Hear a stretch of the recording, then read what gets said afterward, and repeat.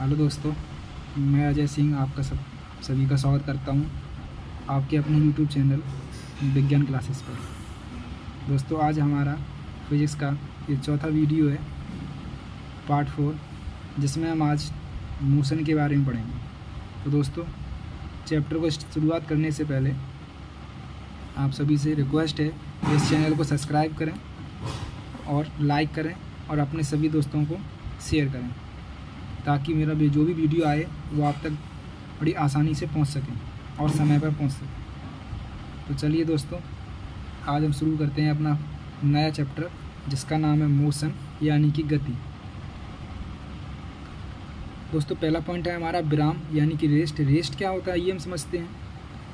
जैसे लिखा हुआ है, जब वस्तु समय के साथ अपनी स्थिति में ना बदले, है ना, यानी कि वो अपनी स्थिति में परिवर्तन ना करे, उसको हम क्या कहते हैं? उसी को हम क्या कहते हैं? विराम कहते हैं। यानी वो विराम है तो विराम में रहे। जैसे सपोज दैट ये पेन है, अभी अपने आप ना इधर जा रही ना उधर जा रही, जहाँ थी वहीं है और यहीं रहेगी, है ना। अगर समय के साथ कोई चेंजमेंट नहीं कर रहा है, समय तो चेंज हो रहा है, बदल रहा है देखो, लेकिन ये वस्तु की स्थिति बदल रही है क्या? नहीं बदल रही है। तो जब ऐसी कोई स्थिति होती है कि समय के साथ अपनी स्थिति में परिवर्तन ना हो, उसी को हम क्या कहते हैं? विराम कहते हैं। अगर हम उदाहरण की बात करें, जैसे कि बुक हो गई, टेबल हो गया, चेयर हो गई, पेड़ हो गया, यानी वो सभी निर्जीव वस्तुएं, नॉन लिविंग ऑब्जेक्ट, जो अपने पोजीशन में टाइम के रिस्पेक्ट में चेंजमेंट ना करे, उसी को हम क्या कहते हैं? रेस्ट कहते हैं। अच्छा, दूसरा पॉइंट है हमारा गति यानी कि मोशन। जब वस्तु समय के साथ अपनी स्थिति को बदल दे, है ना, क्या कर दे? समय के साथ अपनी स्थिति को बदल दे, उसको हम क्या कहेंगे? उसको हम गति कहते हैं। When an object change its position with respect to time, it's called motion.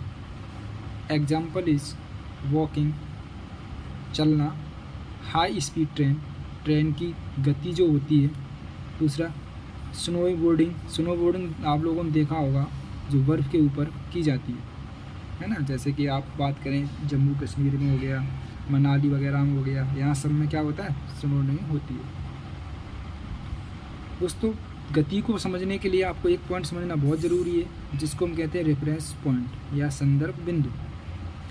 Reference point क्या होता है? ये गति को परिभाषित करता है, यानी डिस्क्राइबिंग मोशन। कैसे करता है? जैसे मान लो हमने आपसे कहा कि मेरा घर शंकर जी के मंदिर से बाएं साइड में दूसरा है, बाएं यानी लेफ्ट तरफ दूसरा है। तो अब मेरा रेफरेंस पॉइंट क्या हो गया? वो शंकर जी का मंदिर। या फिर मैं आपसे कहूँ कि मेरा घर स्टेशन से 2 किलोमीटर, तो अब रेफरेंस पॉइंट क्या हो गया? 2 किलोमीटर दूर। क्या रेफरेंस पॉइंट हुआ? स्टेशन। तो किसी भी गति को जब आप किसी गति को परिभाषित करते हो, डिस्क्राइब करते हो किसी मोशन को, तो उसका लिए रेफरेंस पॉइंट होना बहुत ज़रूरी है ना। बिना रेफरेंस पॉइंट के हम उसको डिस्क्राइब नहीं कर सकते। ठीक है, उम्मीद है समझ में आ गए होंगे ये दोनों पॉइंट। चलिए, तो अब हम आगे चलते हैं। आगे हमारा क्या है? टाइप ऑफ मोशन यानी कि गति के प्रकार। गति कितने प्रकार की होती है?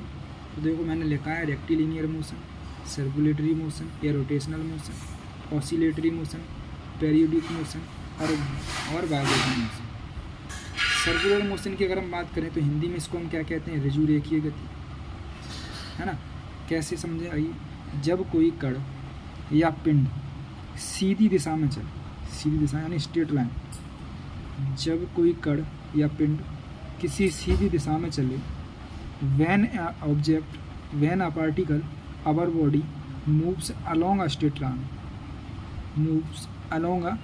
लाइन या straight path, it's called rectilinear motion. जब कोई कण या पिंड किसी सीधी दिशा में चलता है तो उस गति को हम क्या कहते हैं? ऋजुरेखीय गति कहते हैं। जैसे कि दौड़ना हो गया, चलना हो गया, गाड़ी चलाना हो गया। गाड़ी क्या करते हैं? एक डायरेक्शन में चलाते हैं, अरे भले ही मुड़ते हुए ऐसे मुड़ते हैं, तब भी तो एक डायरेक्शन में ही मुड़ रहे हैं, स्ट्रेट में तो मुड़ रहे हैं, ऐसे मुड़ते हैं क्या? ऐसे ऐसे करके मुड़ते हैं, ऐसे ऐसे करके नहीं मुड़ते ना। ठीक है, तो इसको हम क्या कहते हैं? ऋजुरेखीय गति या रेक्टिलिनियर मोशन। ठीक है, अगला हमारा क्या है? रोटेशनल मोशन यानी घूर्णन गति। रोटेशनल मोशन यानी कि घूर्णन गति। जब कोई कण या पिंड, जब कोई कण या पिंड अपनी धुरी पर घूमता है, जब कोई कण या पिंड अपनी धुरी पर घूमता है उसी को हम क्या कहते हैं? घूर्णन गति कहते हैं। When a particle our body spins above on axis, जैसे कि गाड़ी के टायर का घूमना, गाड़ी का टायर देखते हो अपनी धुरी पर ही घूमता है, पृथ्वी का अपनी धुरी पर घूमना, ठीक है। और भी इसके एग्जाम्पल हैं, जैसे कि घड़ी देखते हो आप, जो हमारी दीवार घड़ी होती है उसमें जो सुइयाँ होती हैं वो एक ही जगह घूमती रहती हैं, घूमती हैं कि नहीं, तो वो भी एक किसका उदाहरण हो गया? घूर्णन गति का। ठीक है दोस्तों, इसके बाद हमारा आ जाता है कर्वीलिनियर मोशन या वक्रता गति। कर्वीलिनियर मोशन, जब कोई कण वृत्ताकार गति करे, जैसे कि अगर हम किसी सर्कुलर पाथ पे चल रहे हो या किसी सर्कुलर पाथ पे दौड़ रहे हो तो उसको हम क्या कहते हैं? वृत्ताकार गति कहते हैं। या मौत का कुआं देखते हो, मौत के कुएं में वो क्या करता है? एक वृत्ताकार गति करता है, ठीक है। इसके बाद हम समझते हैं ऑसिलेटरी मोशन, जिसको हम हिंदी में दोलन गति कहते हैं। मोशन ऑफ सिंपल पेंडुलम, यानी कि सरल पेंडुलम की गति। ये क्या होता है? ये हम इसको समझते हैं ऐसे कि जब कोई कण दो बिंदुओं की निश्चित दूरी के निश्चित समय अंतराल का मतलब इधर जाए तब भी उतना ही टाइम लगे, इधर जाए इतना ही टाइम लगे। दो बिंदुओं के बीच जब कोई कण एक निश्चित समय अंतराल में गति करता है तो उस गति को हम क्या कहते हैं? दोलन गति कहते हैं, ठीक है। तो उम्मीद है, जैसे कि पेंडुलम आपने देखा होगा, जो हमारी घड़ी होती है उस घड़ी के नीचे जो एक घंटी सी टंगी रहती है, घंटा, वो देख तो वो टाइम इधर हुआ, टाइम फिक्स इधर उतना हो जाएगा, इधर हुआ उतना हो जाएगा, ठीक है। तो इस तरीके से फिक्स रहता है ना, दो पॉइंट के बीच में ही तो रहता है, ऐसा तो नहीं होता कि घूम के ऐसे पीछे से आ जाए, ठीक है। तो वो किसका उदाहरण होगा? यानी घंटे का दोलन गति करना किसका उदाहरण है? पेंडुलम। इसके बाद आता है हमारा आवधिक गति या पेरियोडिक मोशन। आवधिक गति का एक एग्जाम्पल है पृथ्वी का सूर्य के चक्कर लगाना। पृथ्वी का सूर्य के चक्कर लगाना या फिर जितने भी ग्रह होते हैं वो सूर्य के चक्कर लगा रहे हैं अलॉन्ग टू अराउंड ऑफ सन, वो कितने क्या होते हैं? All planets. कौन सा मोशन करते हैं? Periodic motion. जितने भी ग्रह, चाहे आप बृहस्पति ले लो, आप बुध ले लो, शुक्र ले लो, है ना, शनि ले लो, वरुण, अरुण, कुछ भी ले लो, वो सारे के सारे कौन सी गति करते हैं? वो सभी की सभी आवधिक गति करते हैं, ठीक। इसके बाद है अगला हमारा वाइब्रेशन मोशन या कंपन गति। वाइब्रेशन मोशन या कंपन गति, जिसको हम इंग्लिश में म्यूजिकल इंस्ट्रूमेंट्स या संगीत यंत्र कह सकते हैं। कैसे? जैसे मान लो आप कोई संगीत यंत्र बजा रहे हो, ठीक है, मान लो आप पियानो बजा रहे हो, हारमोनियम बजा रहे हो, गिटार बजा रहे हो, या कोई भी इंस्ट्रूमेंट बजा रहे हो जिससे क्या हो? म्यूजिक निकलता हो, तो वो कौन सा मोशन करता है? वाइब्रेशन मोशन ही तो करता है, तभी तो साउंड निकलता है। आपको पता होगा साउंड कैसे जनरेट होता है? जब दो कोई ऑब्जेक्ट आपस में वाइब्रेशन करते हैं तब जाके साउंड क्या निकलता है? जनरेट होता है, ठीक है। तो उसको हम क्या कहते हैं? उस मोशन को हम क्या कहते हैं? Vibration motion. या आपने देखा होगा हमारा फ़ोन जब उसको साइलेंट मोड पे कर देते हैं तो देखो आवाज़ नहीं करेगा लेकिन वाइब्रेशन होगा, उसकी आवाज़ तो आएगी, तो वो गति करता है। कौन सी गति करता है? वाइब्रेशन गति करता है, ठीक है। तो उम्मीद है ये समझ में आ गए होंगे, ठीक है। चलिए दोस्तों, अब हम चलते हैं आगे चलने से पहले दोस्तों आप सभी से रिक्वेस्ट है कि इस चैनल को ज़रूर सब्सक्राइब करें ताकि हम कुछ आप लोगों के लिए अच्छा और बेहतर कर सकें। आप लोग यकीन मानिए कितने बेहतरीन तरीके से मैंने नोट्स तैयार किए हैं। आपके सहयोग और आपका साथ से हम थोड़ा आगे बढ़ेंगे जिससे आपको अच्छे से अच्छा बेहतर कंटेंट दे सकें। तो चलिए दोस्तों, हम अब आगे समझते हैं दूरी और विस्थापन क्या होता है, यानी डिस्टेंस एंड डिस्प्लेसमेंट। अगर हम डिस्टेंस और डिस्प्लेसमेंट को देखें तो दोनों एक ही है, बस थोड़ा अंतर है। किसका अंतर है? दिशाओं का। दूरी की कोई दिशा नहीं होती है ना, वो यहाँ चल रहा है तो यहाँ चलेगा, यहाँ चलेगा, यहाँ चलेगा, यानी कोई डायरेक्शन नहीं होता किसका? डिस्टेंस का। लेकिन डिस्प्लेसमेंट यानी विस्थापन की हम बात करें तो विस्थापन हम उसको कहते हैं कि दो बिंदुओं के बीच न्यूनतम चली गई दूरी, यानी कि शॉर्टेस्ट डिस्टेंस, ठीक है, उसको हम क्या कहते हैं, विस्थापन। जैसे कि यहाँ मैंने समझा रखा है डायग्राम से, कोई एक पॉइंट ए है और पॉइंट बी है, कोई एक कार पॉइंट ए से पॉइंट बी तक जाती है, तो मुझे बताओ डिस्टेंस कितनी कवर की होगी, 9 किलोमीटर। डिस्प्लेसमेंट भी कितना कवर किया होगा, 9 किलोमीटर। लेकिन अगर यही कार बी तक गई और बी से वापस ए पर आ जाए तो दूरी कितनी कवर कर लेगा सर, 9 जाएगा और 9 आएगा, यानी टोटल दूरी कितनी कवर कर लेगा, 18। अगर हम बात करें विस्थापन की, तो विस्थापन कितना हो जाएगा, मैंने क्या बताया, विस्थापन क्या होता है, दो बिंदुओं के बीच, अंतिम बिंदु और प्रारंभिक बिंदु के बीच की न्यूनतम दूरी को ही हम विस्थापन कहते हैं। यानी इनिशियल पॉइंट और फाइनल पॉइंट के बीच के डिफरेंस को ही हम क्या कहते हैं, डिस्प्लेसमेंट कहते हैं। Distance between final point and initial point, okay, it's called displacement. अगर हम बात करें यहाँ से गया और यहीं पे फिर आ गया, तो अब पॉइंट यहीं इसका इनिशियल हो गया, यही इसका फाइनल हो गया। तो अब ये इनिशियल है, यानी प्रारंभिक बिंदु भी यही है और अंतिम बिंदु भी यही है। तो जब प्रारंभिक और अंतिम बिंदु एक ही हो जाते हैं तो उस कंडीशन में जो हमारी विस्थापन है यानी डिस्प्लेसमेंट है वो कितना हो जाता है, 0 हो जाता है। ये तो बात रही हमारी एक सीधी रेखा की या स्ट्रेट लाइन की।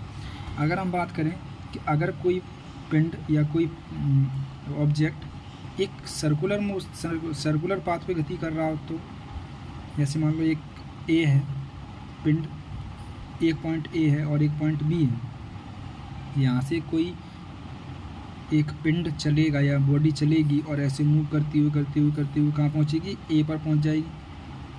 तो अब मुझे बताओ वृत्त की परिधि कितनी होती है, सरकमफेरेंस ऑफ सर्कल 2πr। तो जितनी परिधि होगी उतनी उसने दूरी कवर की होगी। अब मुझे बता विस्थापन कितना होगा सर, जहाँ से शुरुआत की थी और वहीं यहाँ पे ख़त्म कर दिया, यानी कि विस्थापन तो 0 हो गया।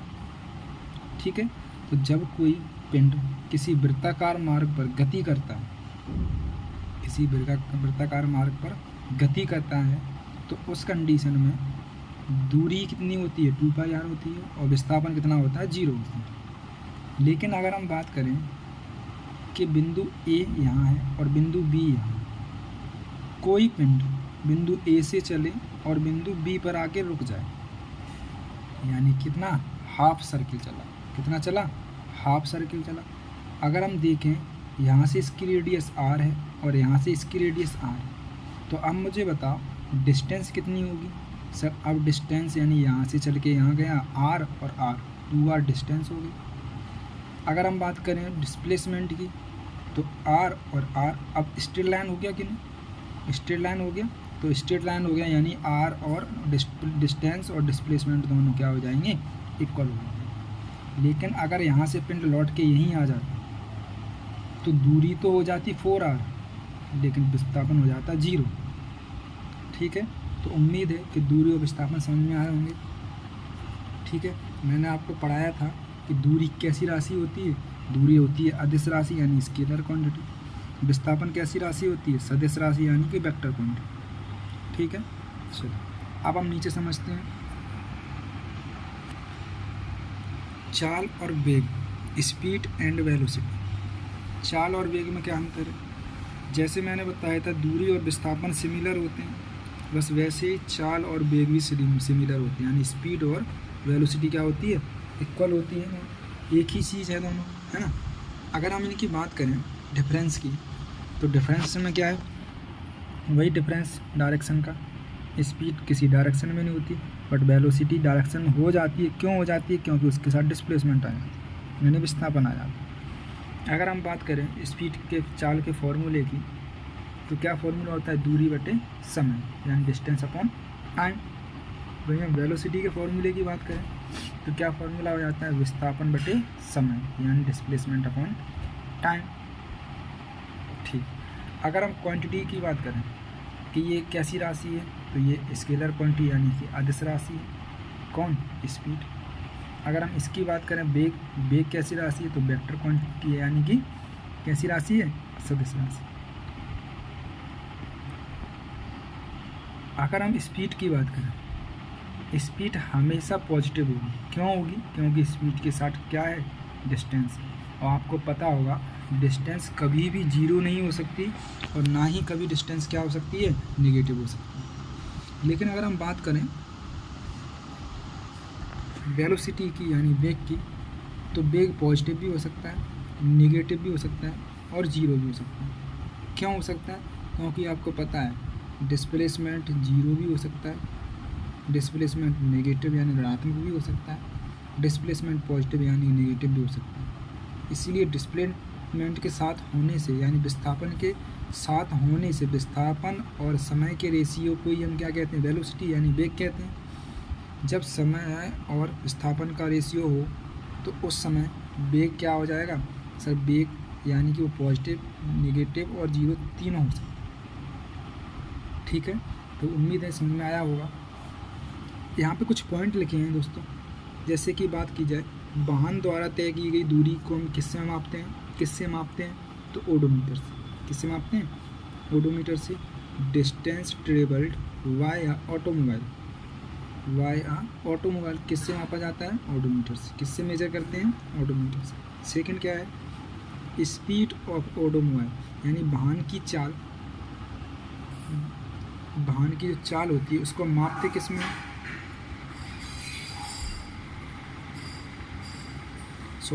वाहन के द्वारा जब कोई हम डिस्टेंस ट्रेवल करते हैं, दूरी तय करते हैं, तो उस दूरी को हम किस में मापते हैं? ओडोमीटर में। और वाहन की जो स्पीड होती है उसको हम किस में मापते हैं? स्पीडोमीटर से।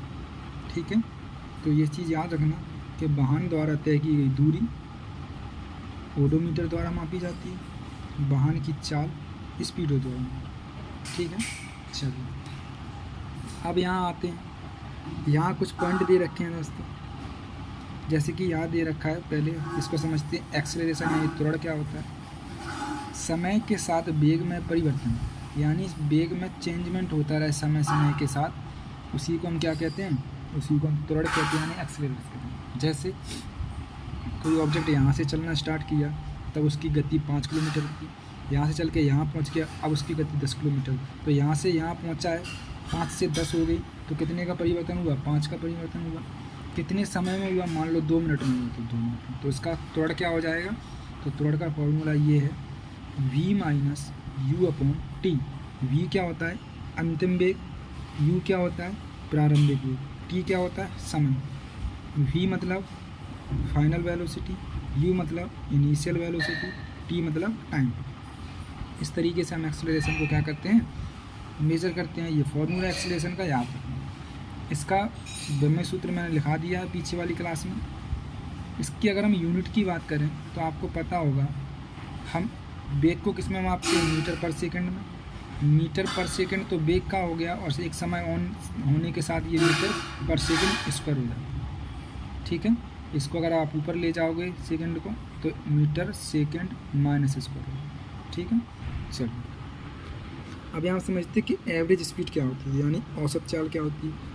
औसत चाल हम उसे कहते हैं टोटल दूरी यानी कुल दूरी और कुल समय। जैसे कि कोई एक ऑब्जेक्ट 16 किलोमीटर और 10 किलोमीटर को तय करने में क्रमशः 5 मिनट और 10 मिनट लगाता है, तो उसकी औसत चाल क्या होगी? देखो, दो दूरी है हमारे पास, 16 किलोमीटर और 10 किलोमीटर। दोनों को ऊपर रखना है और दोनों को समय को नीचे रखना है। तो टोटल डिस्टेंस और अपॉन टोटल टाइम को हम क्या कहते हैं? औसत चाल यानी कि एवरेज स्पीड। दोस्तों मैं आपको बता दूं, मैं यहाँ इसलिए कोई पेन को रफ नहीं कर रहा क्योंकि ये मेरे पर्टिकुलर नोट्स है ना, जिसको मैं आपसे पढ़ा रहा हूँ। अगर मैं यहाँ थोड़ा बहुत कर दूँगा तो जिससे नोट्स मेरे ख़राब हो जाएंगे, है ना, इसलिए मैं इस पर कुछ कर नहीं रहा हूँ। बस आप समझते जाओ। जो भी चीज़ समझ में नहीं आए आप कमेंट बॉक्स में कमेंट कर दीजिएगा, मैं आपको कमेंट में रिप्लाई कर दूँगा। एवरेज वेलोसिटी की बात करें यानी औसत वेग की बात करें तो औसत वेग क्या है? औसत वेग भी वही है, टोटल विस्थापन। अब टोटल विस्थापन क्या होता है? प्रारंभिक वेग, प्रारंभिक दूरी और अंतिम दूरी, या प्रारंभिक वेग और अंतिम वेग बटे 2, यही हमारा वेलोसिटी होता है, एवरेज वेलोसिटी। ठीक है दोस्तों, तो ये दोनों फॉर्मूले याद रखना, औसत चाल का फॉर्मूला और औसत वेग का फॉर्मूला। इसके बाद आ जाओ यहाँ, संवेग क्या होता है? मोमेंटम। संवेग क्या होता है? मोमेंटम। अगर हम बात करें संवेग के बारे में, तो कोई ऑब्जेक्ट जिसका मास m, इस ऑब्जेक्ट यहाँ से चल के यहाँ गया, जब ये यहाँ पे था तब इसकी कोई वेलोसिटी, हालांकि आप दोस्तों देखो तो मोमेंटम का एक अलग ही मेथड है समझने का, ठीक है, तो उसको अभी हमने यहाँ पे नहीं समझाया है। उसको समझाने के लिए हम किसी दिन क्लास लेंगे, उसमें आपको मोमेंटम अच्छे समझाते हैं। मोमेंटम की अगर बात की जाए तो कोई पिंड जब गति करता है और गति करके एक स्थान से दूसरे स्थान पर पहुंचता है तो उसकी वेलोसिटी कुछ ना कुछ तो होती है, उसकी स्पीड कुछ ना कुछ तो होगी। अरे यहाँ से यहाँ चल के गया है तो उसकी गति कोई ना कोई तो होगी। उसका वजन कितना है? m है। तो बस इसी को हम क्या कहते हैं? संवेग कहते हैं। संवेग को हम p से दिखाते हैं। p इक्वल टू क्या होता है? द्रव्यमान गुणा वेग, m इंटू v। m यानी द्रव्यमान, v यानी कि वेग, द्रव्यमान गुणा वेग। अगर इसके हम मात्रक की बात करें तो इसका मात्रक क्या हो जाएगा? इसका मात्रा आपको पता है कि द्रव्यमान को हम केजी में मापते हैं, वेग को हम मीटर पर सेकंड में मापते हैं, तो केजी मीटर पर सेकंड। इसका डायमेंशन फार्मूला आप देखो तो केजी यानी 1 m है, l 1 है और t ये s ऊपर पहुंचेगा तो t 1, यानी डायमेंशन फार्मूला क्या हो जाएगा? ml1 t - 1। और मैंने आपको पिछली क्लास में पढ़ाया था कि आवेग और संवेग दोनों का डायमेंशन फार्मूला एक ही जैसा होता है, यानी इम्पल्स और momentum dimension formula are equal of impulse and momentum. Okay दोस्तों, तो उम्मीद है आपको समझ में आया होगा ये। अब हम थोड़ा आगे और चलते हैं, समझते हैं आगे। देखिए दोस्तों, मैंने जैसा कि अभी इम्पल्स के बारे में बात की थी, तो इम्पल्स यहाँ पे भी लिखा हुआ है, यानी आवेग। आवेग क्या होता है? आवेग की अगर हम बात करें तो जब कोई बल, क्या होता है? जब कोई बल किसी वस्तु पर थोड़े समय के लिए लगे, जैसे कि ये एक क्या रखी है? वस्तु रखी है, इस पर मैंने फोर्स लगाया, हटा लिया, फिर फोर्स लगाया, फिर हटा लिया, फिर लगाया, फिर हटा लिया, यानी कोई बल किसी वस्तु पर थोड़े समय के लिए लगता है, उसी को हम आवेग कहते हैं। आवेग यानी कि इम्पल्स। अगर हम फॉर्मूले की बात करें तो देखो थोड़े समय के लिए क्या लग रहा है? बल लग रहा है, तो बल इंटू समय, F इंटू टी। तो आपको पता होगा कि अगर हम इसका मात्रक बनाएं तो F को हम किस में मापते हैं? यानी बल को हम न्यूटन में मापते हैं और टी को हम सेकंड में, तो Newton into second. Dimension formula m1 l1 t - square, ये होता है हमारा बल का डायमेंशन फार्मूला।